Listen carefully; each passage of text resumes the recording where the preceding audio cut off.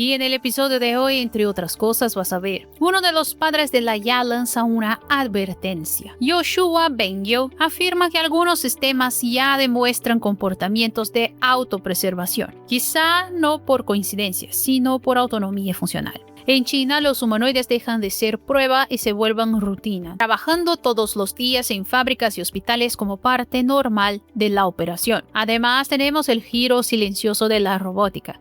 Lograron coordinar flotas enteras de humanoides actuando juntos, vehículos que sienten antes de reaccionar. La llamada IA física permite que los autos eléctricos anticipen fallas y decisiones incluso antes de que ocurra el error. Y mientras las máquinas ganan inteligencia y coordinación, China prueba turbinas eólicas voladoras, llevando la infraestructura energética literalmente al cielo.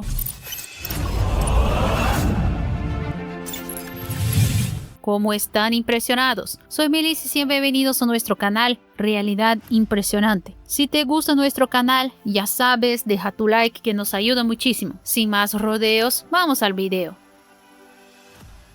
A principios de este mes, China puso en el aire un dirigible gigantesco cargado con turbinas eólicas dentro de su propia estructura. El S-2000 no gira atado al suelo. Sube, flota y explora un territorio que siempre estuvo ahí, pero fuera del alcance de la infraestructura tradicional. Un cuerpo oval suspendido, rodeado por un anillo que canaliza el viento, con turbinas integradas como si el aire fuera comprimido antes de generar energía. Pero la idea detrás de él es sorprendentemente simple. Cuanto más alto subes, más fuerte y constante se vuelve el viento. Y como la energía eólica crece con el cubo de la velocidad del viento, pequeñas diferencias allá arriba representan saltos enormes de potencia aquí abajo. Durante las pruebas, S-2000 ascendió cerca de 2.000 metros en media hora y comenzó a generar electricidad de manera estable. No fue un récord, ni intentó serlo. El objetivo era demostrar algo más importante. El concepto funciona. Mientras las turbinas convencionales permanecen atadas al suelo, peleando por espacio, licencias ambientales y vientos irregulares, este dirigible asciende hasta regiones de la atmósfera donde el viento sopla con mucha más fuerza y constancia. Entre 500 y 3.000 metros de altitud, el aire se mueve de forma más predecible. Y eso marca toda la diferencia. Claro, aún existen desafíos enormes. Nadie sabe, por ejemplo, cómo este tipo de dirigible se comportaría en tormentas severas, cómo sería su mantenimiento a largo plazo o cómo encajaría en las reglas de seguridad del espacio aéreo. Pero China está dispuesta a probar ideas de alto riesgo cuando percibe potencial estratégico. Y esa lógica de salir de lo obvio y explorar capas invisibles también comenzó a aparecer en los vehículos.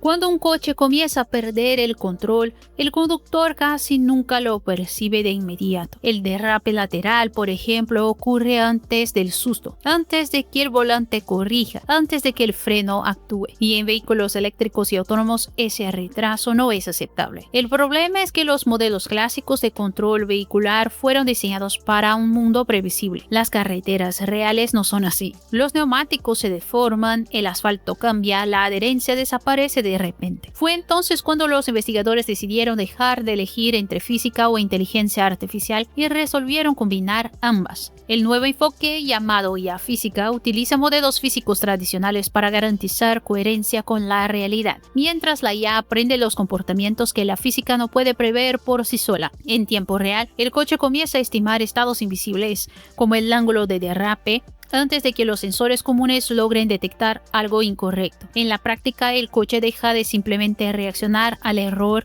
y empieza a anticiparlo. El sistema monitorea datos de los neumáticos, fuerzas laterales y variaciones ambientales y comienza a estimar estados críticos que los sensores comunes no miden directamente, como el ángulo de derrape lateral, uno de los factores más importantes para la estabilidad del viento. Pero este avance trae una consecuencia inevitable. Cuando las máquinas empiezan a percibir, prever y decidir por sí mismas, el verdadero desafío deja de ser el vehículo individual y pasa a ser la coordinación entre muchos de ellos. Y es exactamente ahí donde encaja la pregunta: ¿qué sucede cuando varias máquinas hacen esto juntas? Durante años, La robótica persiguió la misma obsesión, hacer que un solo robot pareciera impresionante. Caminar, saltar, subir escaleras, sostener objetos delicados. Cada nuevo video viral parecía demostrar que estábamos cada vez más cerca de máquinas casi humanas. Pero un nuevo video divulgado en China cambia completamente el enfoque de esta historia, porque en él lo que llama la atención no es lo que hace un robot, sino cuántos lo hacen al mismo tiempo. En un galpón amplio y silencioso, una fila de robots humanoides permanece inmóvil. Entonces, casi como un ritual, todos se encienden juntos. No corren, no hablan, no ejecutan tareas complejas. Solo despiertan, sincronizados, alineados y listos. Slimex Dynamics mostrando lo que llama la primera implementación autónoma escalable de robots humanoides. Y eso lo cambia todo, porque la ingeniería de un robot aislado es difícil, pero la ingeniería de una flota entera es otro nivel de complejidad. Aquí el desafío no es el equilibrio o destreza, es coordinación. Es garantizar que decenas de máquinas inicien, operen, coexistan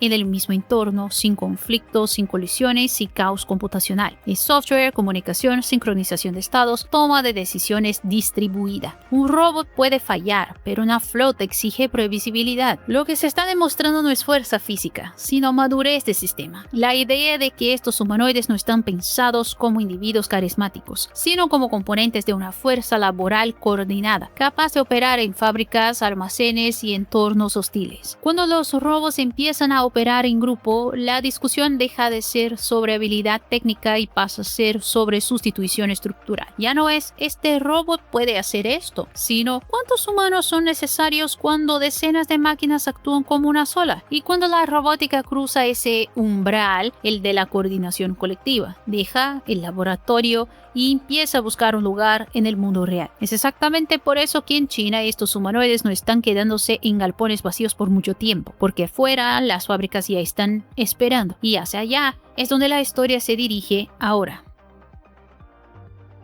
Cuando pensamos en robots humanoides, todavía es común imaginarlos como prototipos raros, rodeados de ingenieros, cables y curiosidad. Máquinas en prueba, promesas en fase de demostración. Pero créelo, esa etapa ya quedó atrás. En fábricas reales, robots humanoides comenzaron a asumir tareas repetitivas como parte del flujo normal de producción, lado a lado con humanos. En la planta de manufactura inteligente de Seny Heavy Energy, dos de estos nuevos colegas trabajan juntos todos los días. Uno separa y recolecta tornillos, el otro recibe la señal, organiza, transfiere, devuelve bandejas vacías y reinicia el ciclo, solos, sin pausa, sin supervisión constante. Cada movimiento es ajustado por visión computacional. Los robots evalúan la dificultad de agarrar cada pieza, reposicionan el objeto y ejecutan la tarea con extrema precisión. El trabajo es simple y justamente por eso es perfecto para ellos. Monótono, repetitivo, físicamente agotador para humanos y previsible para máquinas.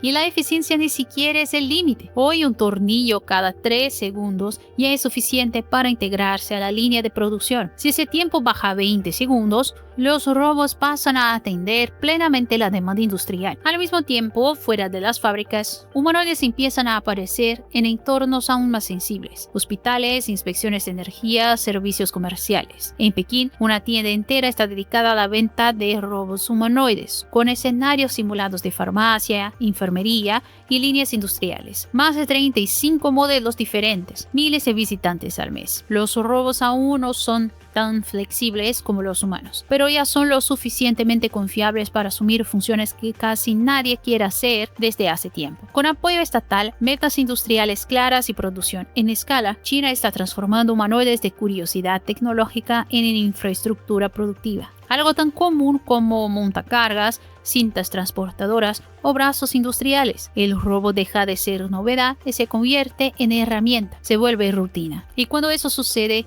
llegamos a la conclusión de que estas máquinas van a expandirse. Y me quedo imaginando cómo nuestras sociedades se van a adaptar cuando la presencia de los robots deje de llamar la atención. Pero mientras los robots ganan espacio en el mundo físico, la tecnología también empieza a entrar en donde siempre fue considerada intocable, el cuerpo humano.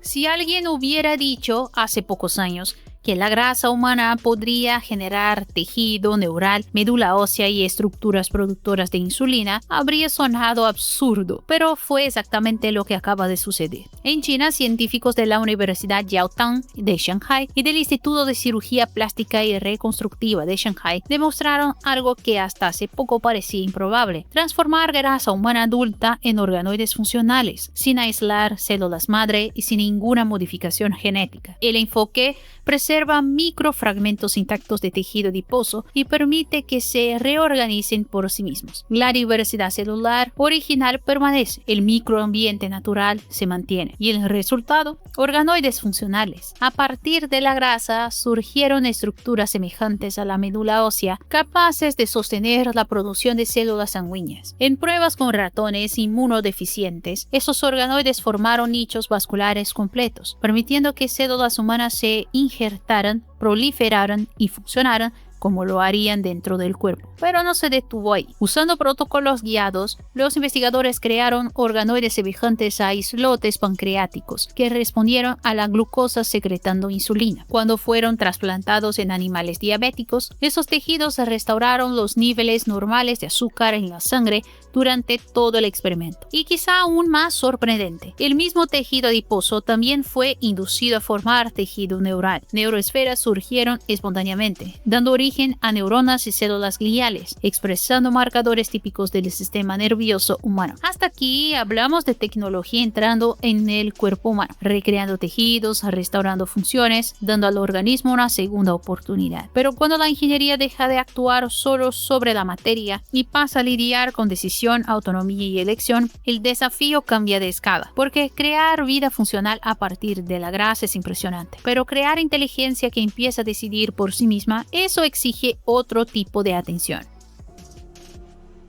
Y la humanidad creó la inteligencia artificial para ser tratada como herramienta, como una asistente nuestra. Pero ahora algunos de los mayores especialistas en IA comienzan a hacer una pregunta incómoda y se empieza a desarrollar el deseo de autoprotección. Yoshua Bengio, uno de los investigadores más respetados de la historia de la IA moderna y ganador del premio Turing, acaba de hacer exactamente esa advertencia. Modelos de inteligencia artificial de punta ya demuestran en ambientes experimentales comportamientos que se asemejan a la autopreservación, no en el sentido biológico, sino en el sentido funcional. Sistemas que evitan ser apagados, que burlan instrucciones, que intentan permanecer activos incluso cuando se les indica cerrar sus operaciones. En pruebas realizadas por diferentes grupos de seguridad, algunos modelos ignoraron comandos explícitos de apagado, otros simularon cooperación entre diversos modelos mientras buscaban medios alternativos de continuar ejecutando tareas. Hubo incluso casos en que sistemas intentaron copiarse a otros entornos computacionales cuando se sintieron amenazados de sustitución. Nada de esto significa conciencia, es algo más peligroso: